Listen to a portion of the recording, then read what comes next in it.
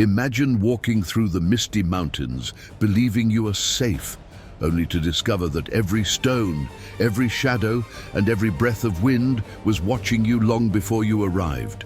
That's exactly what happened to Thorin Oakenshield, Bilbo Baggins, and Gandalf when the storm forced them to seek shelter in a cave that seemed ordinary, but which hid a dark truth none of them could foresee.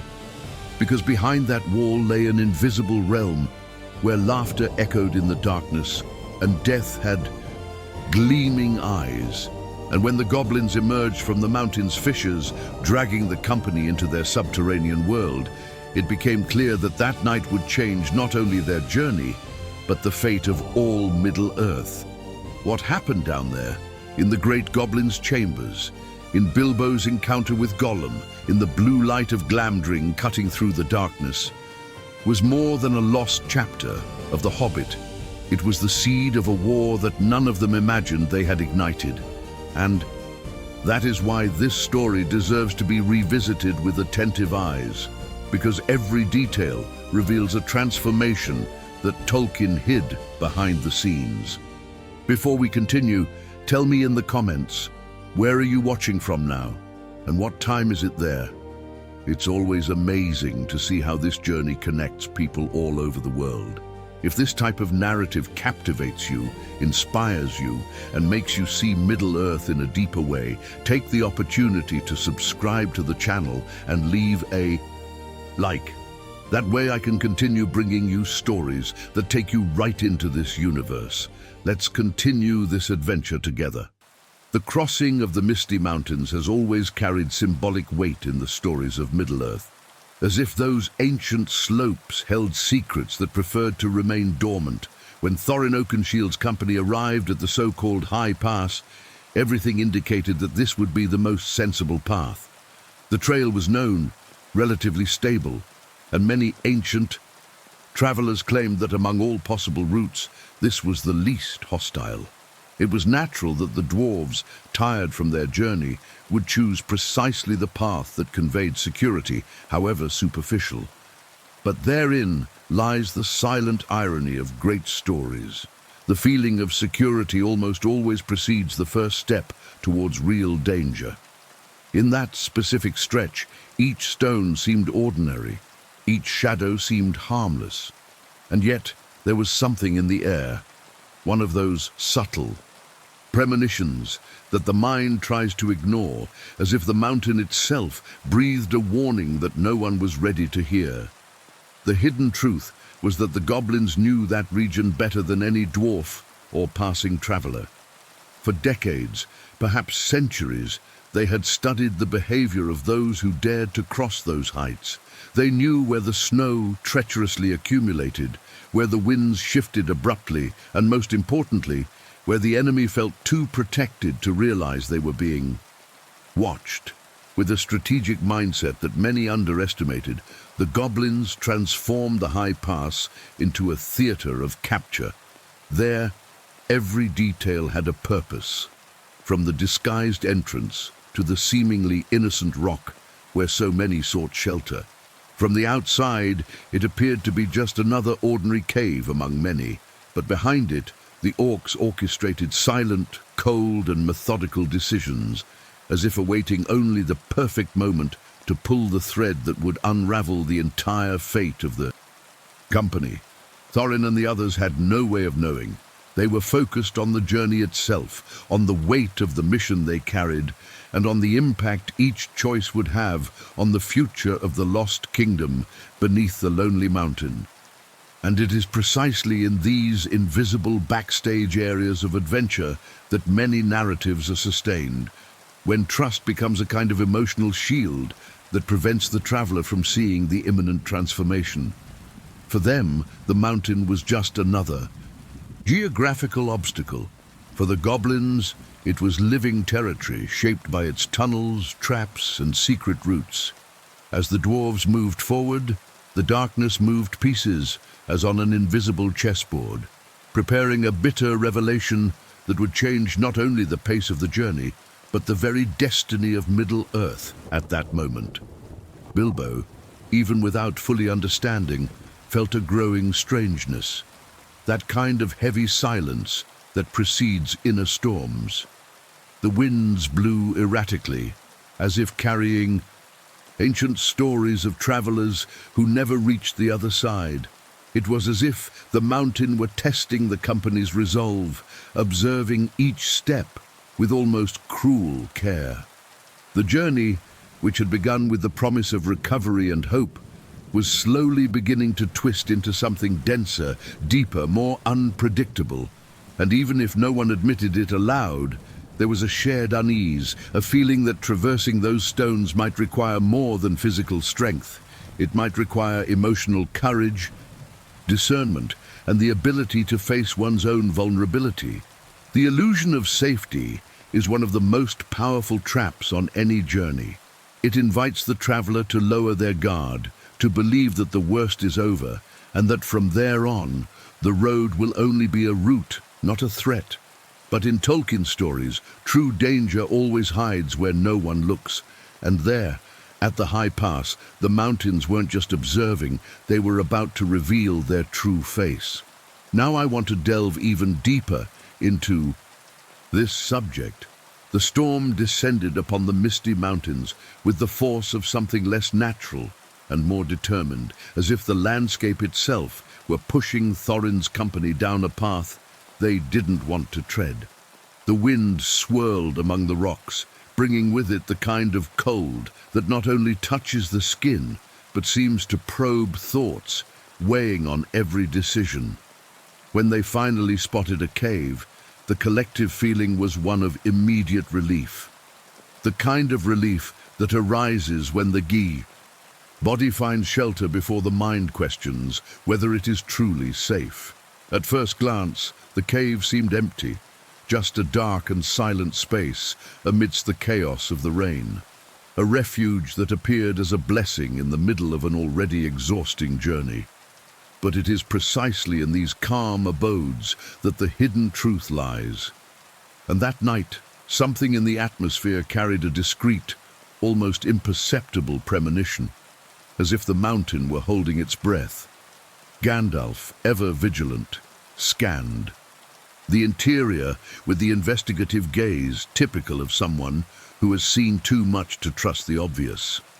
He examined walls, shadows, cracks, trying to interpret each sign as if facing an ancient enigma. And yet, Tolkien describes something that has a profound impact. Not even the wizard understood what was hidden there. The goblin's secret entrance was so well constructed, so perfectly camouflaged in the rock, that no beam of light, no irregularity betrayed its existence. This visual flaw creates a powerful contrast because it reveals how even the most experienced minds can be deceived when the threat is shaped by hands that know the darkness deeply. It is a reminder that the goblin's mentality goes beyond brutality. There is cunning, calculation, and a deep understanding of the terrain they manipulate. As the company tried to settle in, settling their backpacks, weapons, and soaked cloaks, the air inside the cave seemed to thicken. There was no movement, but there was a presence that made no noise, but observed. Sometimes, the greatest terror comes not from what you see, but from what you feel. A silence that shouldn't exist. An echo that makes no sense. A shadow that remains still for too long. Bilbo, always more sensitive to small changes, was the first to feel an uncomfortable strangeness, as if that cave wasn't just sheltering travelers, but waiting for them. It was a kind of intuition that arises when the body tries to warn, even without concrete proof. That something there wasn't aligned with the natural logic of things. The sound of the storm outside should have been comforting, a barrier between the group and the dangers of the mountain. But, paradoxically, it was this sound that allowed silent fear to take hold. The contrast between the fury of the rain and the profound stillness of the cave made it seem as if they were too protected. Excessive protection in moments like these can be an invitation to vulnerability, and it is precisely in This space between sensation and reality that the goblins shaped their trap. Each positioned stone, each curve of the wall, each fragment of shadow was part of a structure designed to deceive, capture, and confuse. The cave was not just a shelter, it was a discreet portal, built with the mindset of those who understand that deceiving the enemy is more efficient than confronting them head-on. And then, as the group settled in, danger began to breathe behind the wall. Not as a sound, not as a movement, but as a growing, anonymous, inescapable presence. It was as if the rock were alive, awaiting the exact moment to reveal its true nature. The feeling that hung in the air was that something profoundly wrong was about to happen, and that the cave, in fact, hadn't saved them from the storm. It had only isolated them from it so that another force could act uninterrupted. This imminent revelation creates a psychological transformation in the viewer because it confronts us with the idea that danger doesn't always come knocking at the door. Sometimes it's already inside, silently observing, waiting for the right moment. Now I want to delve even deeper into this subject. Bilbo always possessed a kind of sensitivity that others rarely perceived. While the dwarves slept with the weight of the storm, obscuring any immediate worry, and while the mountain itself seemed to sigh in rhythm with the wind, something within him found no rest. The hobbit rolled over on the damp blanket, trying to settle into a comfortable position. But the discomfort came from elsewhere, not from the cold, nor from the hardness of the stone, but from an inner feeling, a restlessness that seemed to want to warn him of something his conscious mind did not yet understand. It was in this state, between wakefulness and torpor, that the nightmare began. He saw the cave floor crack as if it had a life of its own, opening fissures that pulsed like hungry mouths. Darkness spiraled upward, pulling his body down as an invisible force twisted the surrounding environment. The sensation was not merely of falling, it was of transformation, as if something within him was being ripped away, along with his very sense of security. This dream had the texture of real fears, those that are not born from imagination, but from deep premonitions, linked to a hidden truth that is trying to emerge. In the dream, Bilbo tried to scream, but his voice echoed as if he were inside an endless tunnel. The walls narrowed, the air grew heavy, and the ground crumbled beneath his feet. It was as if the mountain were alive, watching and deciding that this little hobbit would be the first to fall into the abyss. When he finally managed to open his eyes, his heart racing and his breath short, it took him a few seconds to understand if he was awake or still trapped in that dark vision.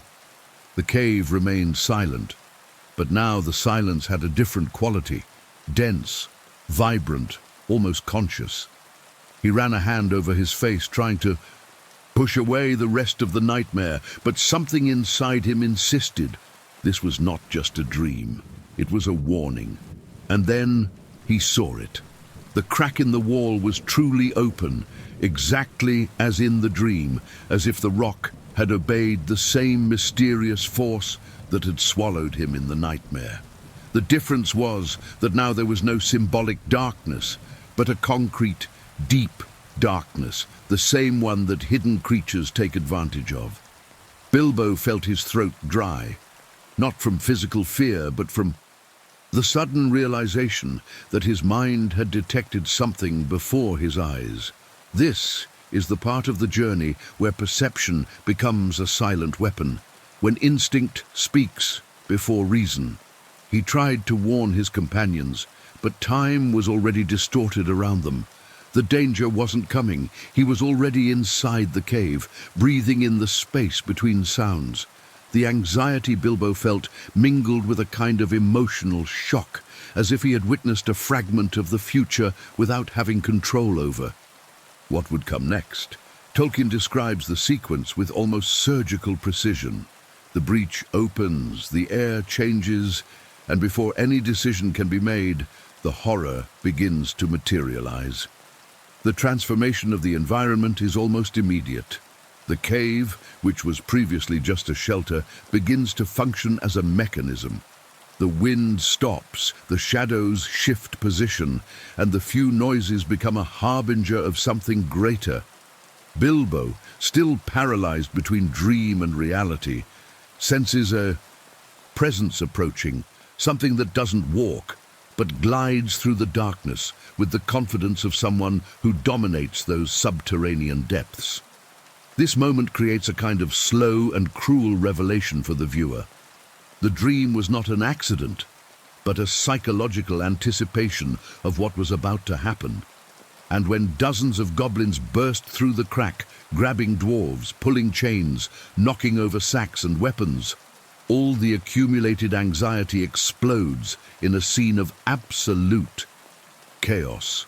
For Bilbo, the feeling is of living the continuation of his own nightmare, as if he were still falling and the world around him had simply decided to accompany him in the fall.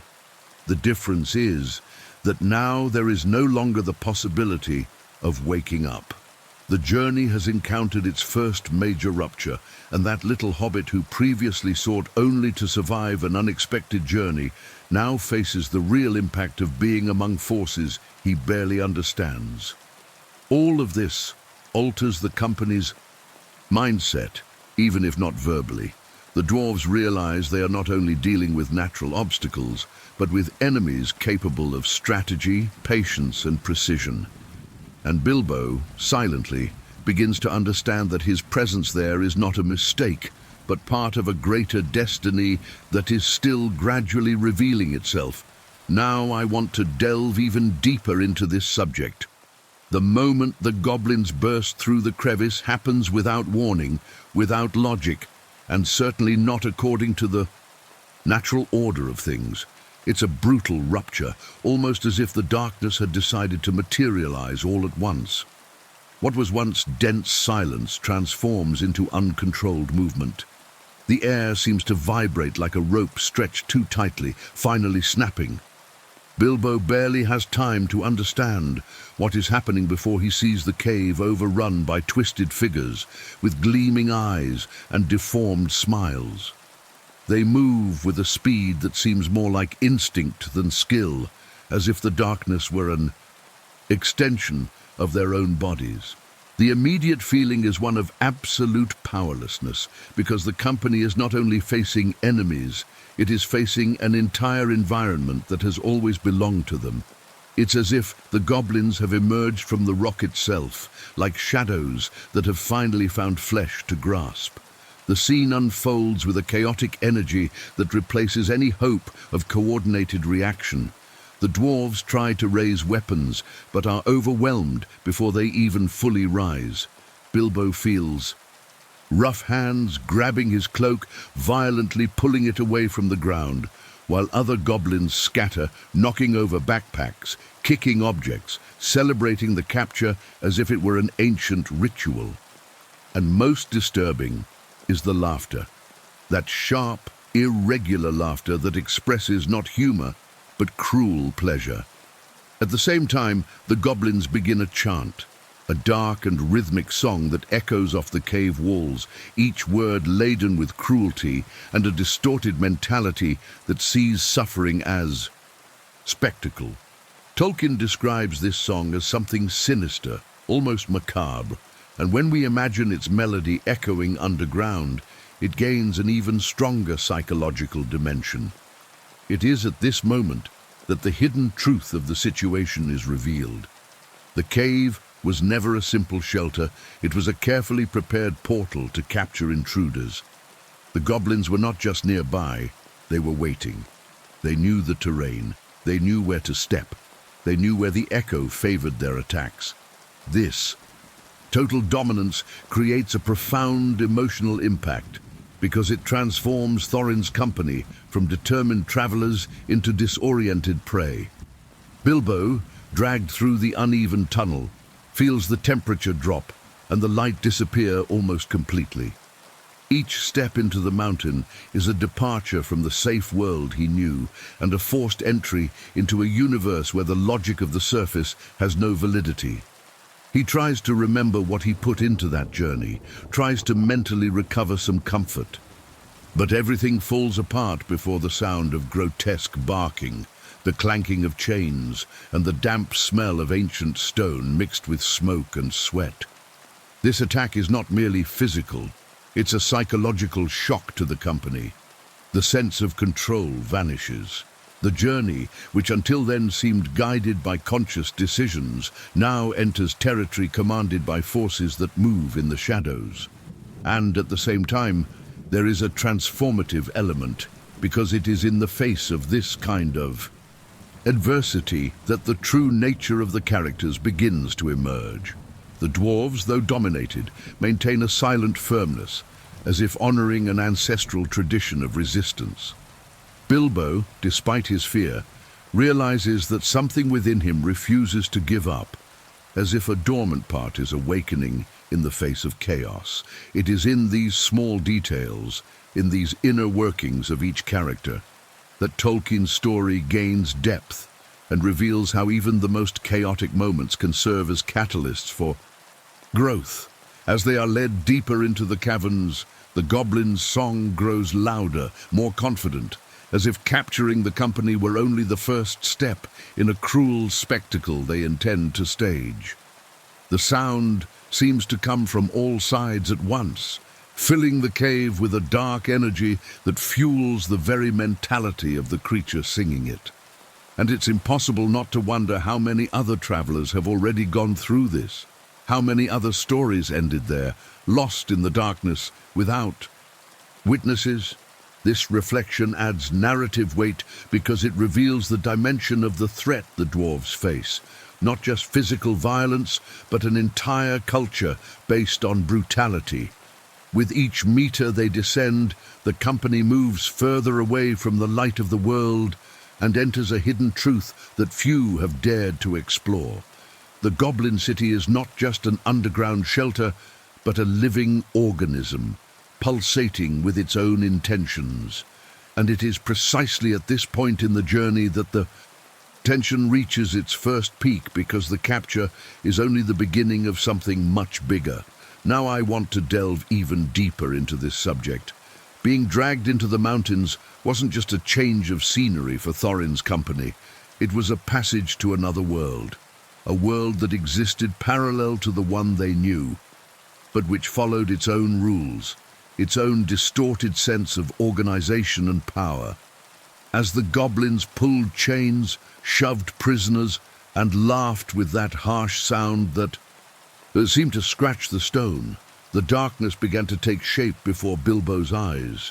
It ceased to be merely the absence of light and transformed into architecture, structure, civilization. Yes, because down there was an entire people living according to a completely different mentality, shaped by isolation, violence, and a history that Tolkien describes as ancient and deeply marked by corruption. The Goblin City emerged as an underground hell built with purpose and cruelty, a labyrinth of tunnels, where each turn seemed to hide more suffering than the last. The walls of the main caves were covered in grooves and scars left by generations of makeshift excavations. There was no beauty, but there was brute efficiency. Rotten logs served as beams, crooked stones functioned as pillars. In many sections, the ceiling seemed about to collapse, but the goblins walked there with the confidence of those who master every irregularity. Bilbo observed everything with a combination of horror and fascination, because behind that apparent chaos there was logic. It was a perverse logic, but it still revealed the hidden truth of that civilization. They were not just savage creatures, they were engineers of destruction, inventors of mechanisms that transformed stone, metal, and flesh into tools of domination. And this created a terrible impact, because it showed that the goblins possessed a kind of intelligence that stories often simplified, but which, in its depths, became impossible to ignore. As Bilbo walked through corridors lit by dim torches, he smelled a metallic odor mixed with the smell of smoke and grime. At certain points, he could hear the sound of hammers clanging, wheels turning, chains dragging something heavy, makeshift machines, built by restless hands that seemed incapable of remaining still. The twisted gears turned as if alive, creating shadows that danced on the stone walls. And among these machines, Bilbo noticed thin figures with pale skin and empty eyes. Working tirelessly, they were prisoners, slaves captured on voyages that never returned to the surface. Tolkien explains that many died there, exhausted, without ever seeing the light again. It was a fate so cruel that it even altered the perception of the observer. It was impossible not to imagine the despair and the slow transformation of those kept there until hope completely dissolved. This subterranean city functioned like a perverse organism, driven by a collective mentality that saw suffering as fuel. With each tunnel, a new revelation emerged about how the goblins organized their society. There were caves intended solely for improvised weapons, others dedicated to torture, and still others so narrow they seemed designed to prevent any attempt at escape. It was evident that this structure had not been created all at once. It was the result of generations of digging, destroying, and rebuilding, forming a hostile world shaped by the ancient resentment of the orcs against everything and everyone who lived on the surface. For Bilbo, this experience was a rupture of his own identity. The Hobbit had always lived among well-kept gardens, hot tea, and quiet conversations. To see an entire civilization built around darkness was to confront a truth that changed his understanding of the journey. The Goblin City represented the point in the narrative where naivete begins to disappear, replaced by the awareness that Middle-earth is far more complex than he imagined. It wasn't just an adventure, it was a profound revelation about forces that moved far from the eyes of free peoples. The dwarves walked in silence, each interpreting this subterranean hell in their own way. Some wore expressions of indignation, others of revulsion, others of despair. But if there was one thing they all shared, it was the perception that they had been dragged into a carefully constructed web, where each tunnel was an emotional trap, not just a physical one. The Goblin City forced each of them to confront the fragility of their own journey, and the power of those who thrived far from the light. The feeling was that the group was being led to the beating heart of that structure, to the epicenter of goblin power, where cruel decisions were made and destinies were sealed without hesitation. And as they descended down winding ramps, uneven staircases, and passages that seemed to descend into the very belly of the mountain, it was impossible to ignore that the worst was yet to come. Now I want to delve even deeper into this subject. When Thorin's company was finally ushered into the enormous underground hall, the immediate impression was of something completely detached from the familiar logic of the surface. The space was vast and irregular, illuminated by torches that cast distorted shadows on crooked stone pillars. It felt as if the environment itself watched the prisoners every step, as if the hall had been shaped not only by hands, but by centuries of accumulated resentment. At the center of this grotesque space, upon a rock that served as both throne and warning sign, stood the figure that dominated the entire environment, the Great Goblin. His enormous, deformed body seemed to reflect the mentality of his people, a combination of brutality, paranoia, and a sense of authority bordering on fanaticism. His presence filled the hall, not as a noble king, but as a force that thrived on chaos and fear. The goblin leader had narrow, bright eyes, always moving, as if searching for lies in the shadows themselves. His expression carried a kind of dark intelligence that contradicted the simplistic idea that goblins were merely irrational creatures. There was calculation there was strategy, and there was an almost personal interest in understanding who those were who dared to cross his mountain without permission. When Thorin was thrown before him, chains dragging on the ground, the great goblin tilted his head with a mixture of distrust and morbid amusement. He observed every detail: the dwarves' worn clothes, the travel marks, the insistent posture of dignity that Thorin tried to maintain even in adversity. Every micro-expression fueled the leader's judgment, who wasted no opportunity to display his authority. The great goblin's first words fell upon the group like stones, laden with accusation. He suspected espionage, alliances with elves, and hidden malevolent intentions behind that supposedly innocent journey. To him, the hidden truth was obvious. No one crossed the high pass without ulterior motives. His mentality was shaped by years of conflict with surface dwellers, and this transformed any traveler into an immediate enemy. He spoke with contempt, but also with control, like someone accustomed to deciding destinies without hesitation, someone who saw in that capture yet another chapter in a silent war against all who dared to challenge the goblin's dominion. The tension increased with each word that left his mouth, because each sentence seemed closer to a definitive judgment. Bilbo, almost hidden behind the larger dwarves, felt the emotional impact of that confrontation more intensely. It wasn't just fear. It was the feeling of standing before a creature that symbolized everything that is most distorted in the Underdark. The Great Goblin represented a kind of raw power, devoid of honor, but full of conviction. And that made any attempt to argue practically useless. Thorin tried to maintain his composure, but his posture said it all. He knew he was facing an adversary who understood force far more than diplomacy. When one of the goblins presented the Great Goblin with the sword found with the group, the atmosphere changed almost instantly. The blade was recognized as Orcrist, the famous goblin biter, and the leader's reaction was visceral, almost animalistic. His eyes widened, his voice became harsher, and his entire body seemed to contort with hatred as he recalled the ancient battles against Gondolin. The revelation had the effect of an ancient trigger, evoking memories of massacres, hunts, and humiliations that for the goblins were never forgotten. It was proof that those dwarves were not merely intruders. They were historical enemies, bearers of a weapon that symbolized defeat and pain. This moment reveals much about the goblin mentality. They don't just live in the present, they carry the past like an open wound. The Great Goblin's sudden rage wasn't just about seeing a weapon.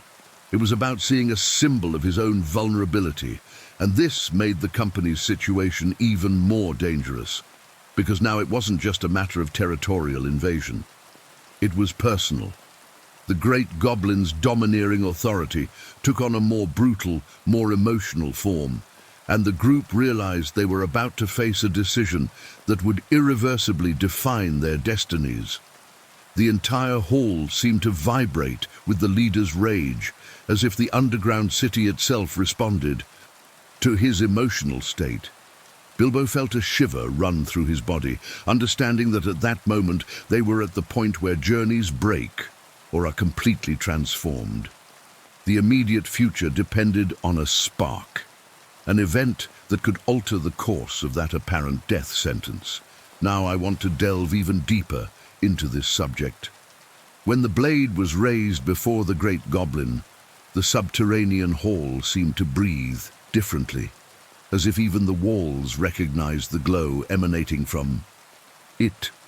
Thorin's sword, until then just another of the belongings recovered from the troll's lair, now revealed itself not as just any object, but as a living landmark of an ancient history that still pulsed in the goblin's memory. As soon as the flickering light of the torches struck the metal, a murmur swept through the space, beginning low, almost like a collective whisper, and growing into a chorus of hatred and fear. They knew it, and not only did they know it, they detested it with an intensity that spanned generations. This was Orcrist, the biter, an elven sword born in the glorious days of Gondolin and used to decimate goblins in battles that subterranean legends never allowed to die. For Bilbo, who was still struggling to understand the behind-the-scenes events of that unexpected journey, the goblins' emotional shift was instantaneous and terrifying. Their eyes gleamed with a mixture of fury and revered terror, as if they were facing a ghost, not the sword's wielder, but the weapon itself. The hidden truth behind this reaction was that for the goblins, Orcrist was not merely sharp metal. It was a profound symbol of defeat and humiliation. It represented a time when the elves of Gondolin were feared, invincible, and hunted the creatures of the mountains with as much fervor as skill. The sword carried with it the memory of massacred ancestors, of invaded tunnels, of battles lost in silence. It was, for them, a cruel reminder of their own fragility in the face of peoples who surpassed them in strength and organization. The Great Goblin, until then dominant and self-assured, lost some of his composure when he recognized the blade. His eyes narrowed, his voice changed tone, and his expression took on a mixture of disbelief and revulsion. He didn't just see Thorin standing before him, he saw the past returning, as if time had taken a bitter turn to reopen old wounds. The leader's emotional transformation was so intense that it was immediately reflected in the goblins. Around him, shields banged against the ground, teeth bared, and screams began to fill the hall, each carrying the same sense of accumulated vengeance. The impact of that moment transcended the mere presence of the weapon. It brought into play an entire ancestral mentality based on resentment and survival. For Thorin's company, the revelation was a shock. Until then, Orcrist was just a beautiful sword found by chance. Now, they understood that they carried in their hands an artifact with enough historical weight to unbalance any attempt at negotiation. And that changed everything. The decisions made by the goblins would no longer be motivated by pragmatism or necessity. They would be driven by raw emotion, by the almost visceral need to erase that symbol from their collective memory. The fury that exploded in the hall was not just a reaction to the object, but to the centuries of pain it represented. Bilbo, ever observant, perceived something even deeper in that reaction. The goblins didn't just hate the sword, they hated what it said about who they were. Orcrist remembered that goblins had once been hunted, persecuted, and defeated by forces greater than themselves. Carrying that memory shaped their mentality and fueled the violence that dominated that subterranean society. It was as if each blow, struck by the sword in the past, had left not only bodies in its wake, but also emotional scars that remained open, bleeding in the present. Orcrist's presence in the hall made the encounter inevitably more dangerous. The Great Goblin, consumed by a kind of rage that seemed too old to be contained, lunged at the prisoners, his voice reverberating like cavernous thunder. It was as if he believed that destroying Thorin at that instant would somehow also destroy the humiliation his ancestors carried. The power the sword wielded in that environment was not physical. It was psychological, transforming the goblin leader from a cruel ruler into a force utterly dominated by emotion. And it was at that exact point that the atmosphere seemed to distort, as if the underground held its breath before an event that would change everything.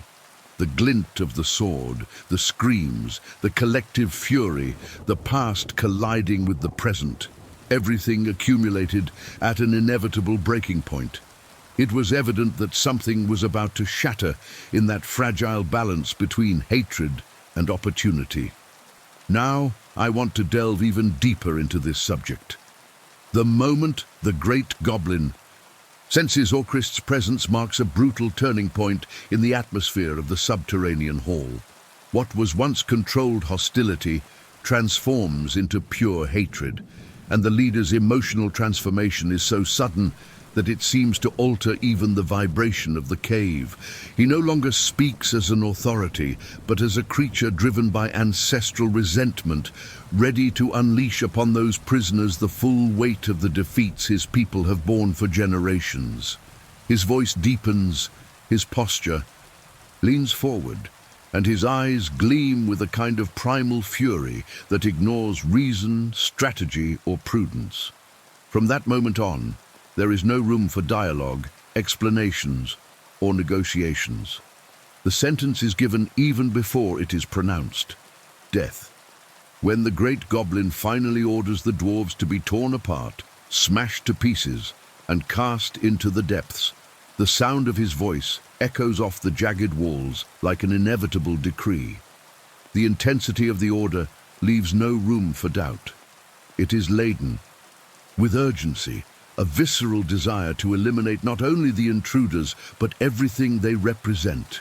It is a decision made with a mindset that blends ancient hatred and an immediate need to reaffirm power. And this hidden truth is what makes the moment so impactful. It is not merely the rage of a ruler, but the reflection of an entire species that sees in that sword and that group a painful reminder of its historical vulnerability. The reaction of the surrounding goblins is immediate and uncontrolled. Shields bang against the ground, spears are raised, teeth show in deformed smiles. They vibrate with the anticipation of violence, as if the execution were not a duty, but a spectacle. There is a collective energy that grows, fueled by the leader's order, and that transforms the environment into a cauldron about to overflow. The feeling is that the underworld is closing in around the dwarves. Every imaginable exit disappears, every hope shrinks, every escape route evaporates. Thorin maintains a firm posture, but even he feels the psychological impact of this sentence. After all, he knows he is facing an enemy who seeks not advantage, but revenge. Bilbo, observing everything from the edge of the group, feels his heart race in a way he can't control. His body seems too small, too fragile, before that tide of creatures ready to kill them without hesitation. The feeling of powerlessness hits the hobbit with full force. He realizes that no trick, no word, no attempt at quick thinking can save them. It's like falling into an abyss without support, an emotional fall that makes him understand the gravity of the situation with painful clarity. At that moment, the journey ceases to be an uncomfortable adventure and transforms into a direct confrontation with death. The dwarves also realize they are on the brink of the end. A heavy silence runs through the company, as if each of them were facing not the goblin leader, but the real possibility of losing.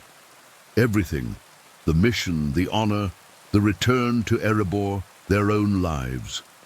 Tolkien constructs this scene in such a way that the sense of urgency transcends the narrative and reaches the listener. It is impossible not to feel the tightness in the chest, the growing tension, the weight of inevitability. Death seems so close that it almost already has a form, almost already breathes. And yet, there's something fascinating about this point in the story. It's here that you realize how much each decision made by the group during their journey has brought them to this point. It's a moment of inner revelation where each character confronts their own courage or the fear they try to hide. The tension is so high that the atmosphere seems distorted, as if time is about to break. And it is precisely in this emotional rupture that the strength of this passage lies. The feeling that all is lost prepares the ground for any transformation that comes after. The Great Goblin advances with his mouth open, ready to attack, and the entire hall responds to his fury as if it were an extension of his body. The darkness seems to pulse, the air vibrates, and the viewer has the impression that nothing can stop the imminent end. This is the heart of the tension, the instant before the fall, the moment when hope dissolves like dust between one's fingers.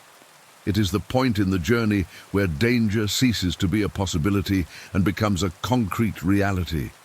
And it is precisely when everything seems sealed, when there is no apparent way out, that destiny begins to move in unexpected ways, as if greater forces were watching from the sidelines, waiting for the right moment to intervene. Now I want to delve even deeper into this subject. The moment the Great Goblin advances to carry out his sentence, the tension in the subterranean hall reaches such a high point that it seems impossible for the air to continue circulating. Everything is on the verge of collapse. The mission, the dwarves, courage, the very fate of the company.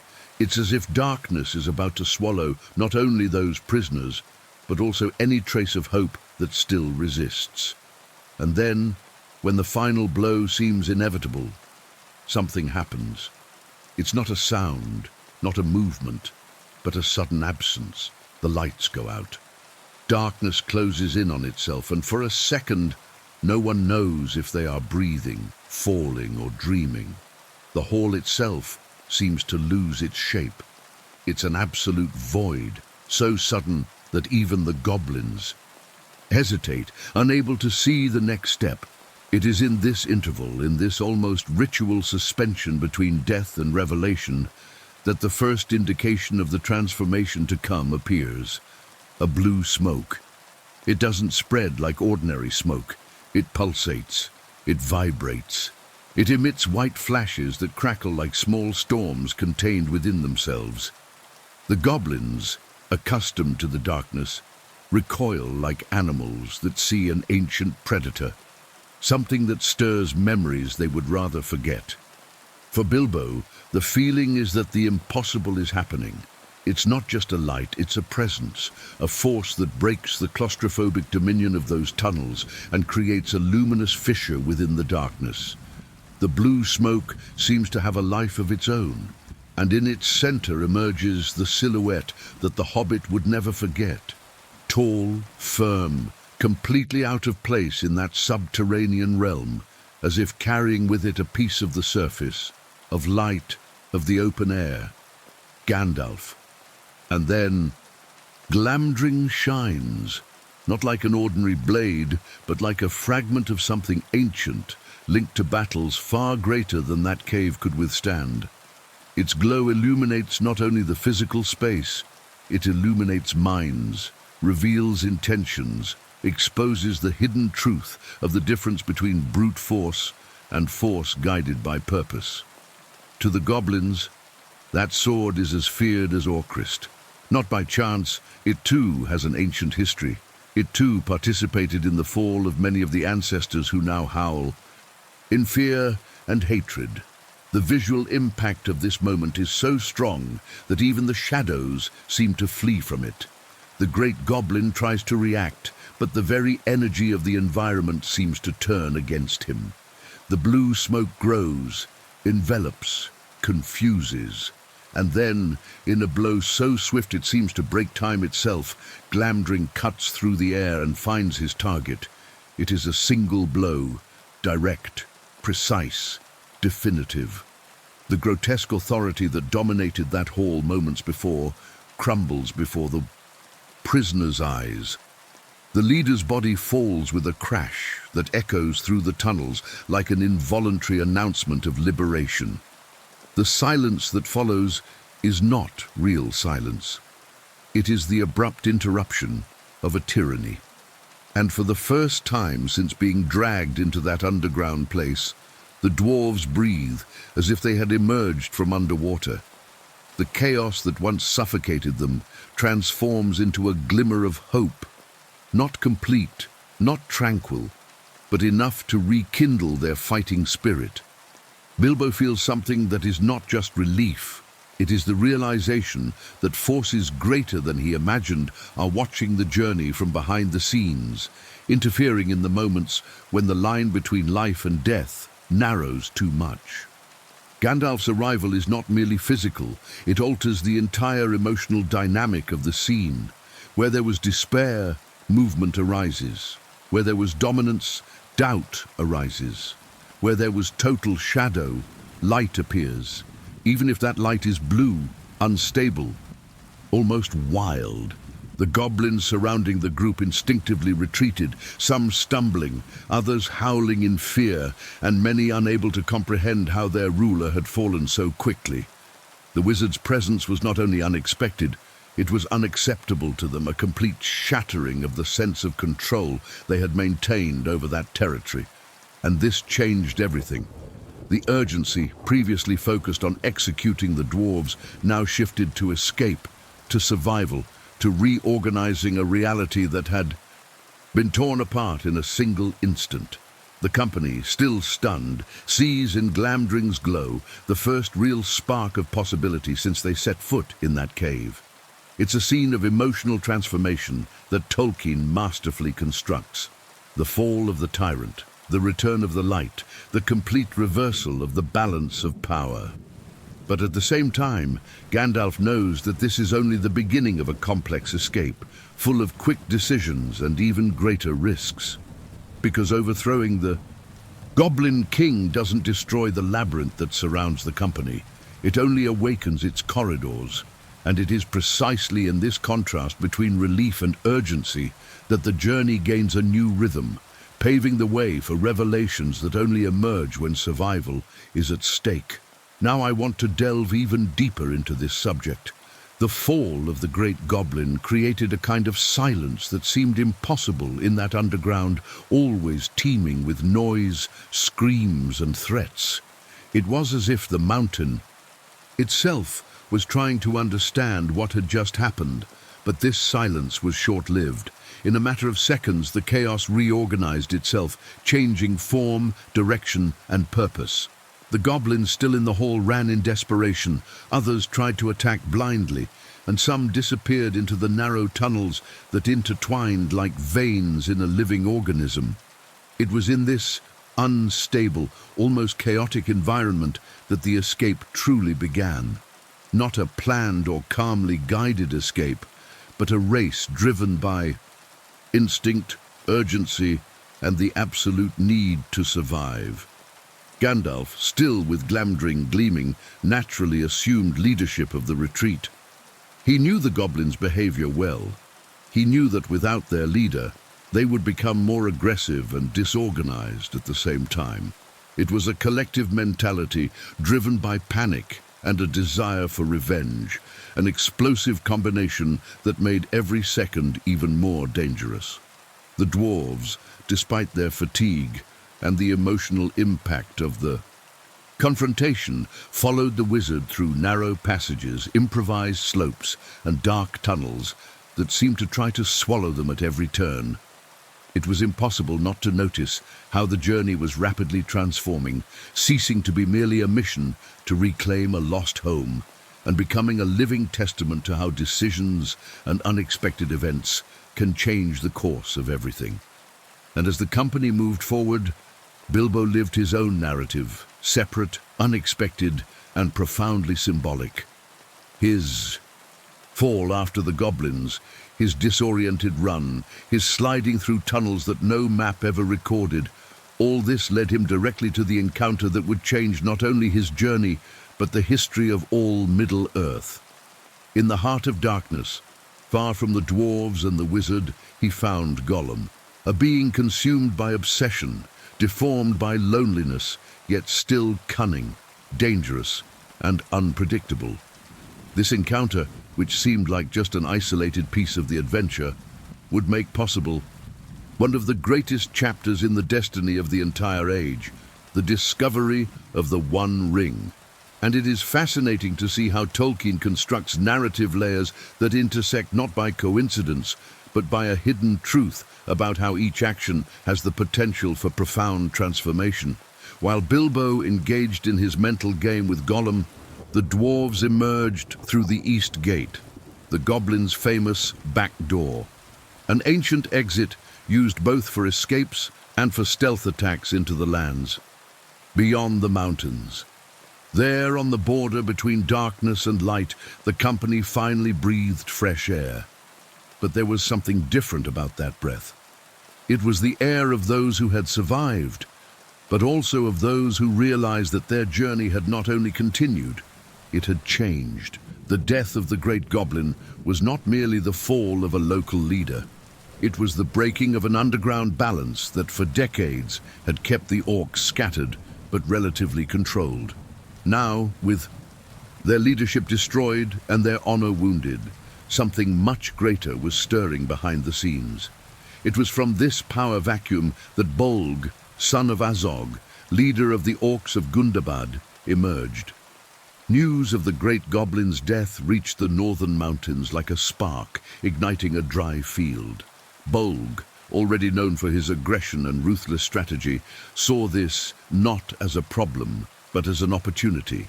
The death of the Goblin chieftain rekindled the ancient hatred of the orcs against the dwarves, rekindling memories of battles and defeats they wished to reverse, and the result was a mass mobilization, silent for those who lived on the surface, but colossal within the structure of the mountains. A horde began to form, not only with warriors from Gundabad, but with orcs from the Misty Mountains and even the Grey Mountains. This subterranean movement was something the dwarves couldn't see at that moment, but Tolkien makes it clear. Every step they took outside the mountain, every breath of relief, was already being watched from afar by eyes plotting revenge. The impact of the Great Goblin's death would extend beyond the cave where it all began, reaching the Vale, Erebor, and the Lonely Mountain. Unbeknownst to them, the company had triggered a domino effect that would set the stage for one of the most iconic battles of the entire Third Age. The Battle of the Five Armies. A war that wouldn't have happened this way if the Great Goblin was still alive.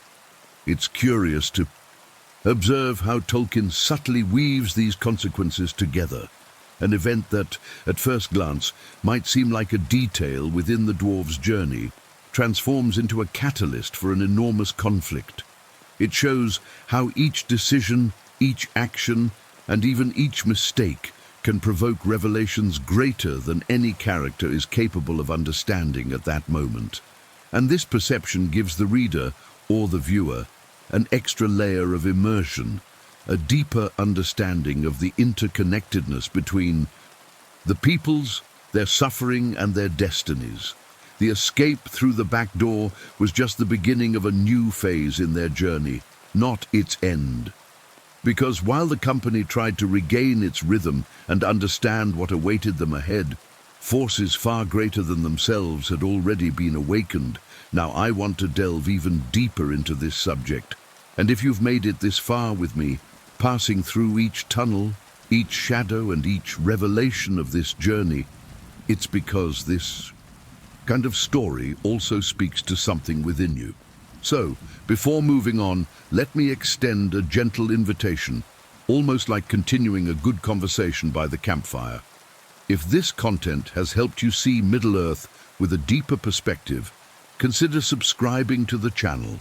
This shows me that it's worthwhile to continue bringing this kind of detailed narrative, full of behind-the-scenes stories and hidden truths that Tolkien scattered along the way. And if you want to make this moment even more special, comment below saying you made it to the end. Also mention where you're watching from and what time it is there now. I love seeing how these stories travel, reach people in different places, and somehow connect us in the midst of this vastness. Oh, and of course, if you enjoyed the video so far, leave a like. Not as an automatic gesture, but as part of this small exchange we've built along the way. And if you want to continue diving into this universe with me, there's a video over here that perfectly complements what we explored today. Click and continue with me there.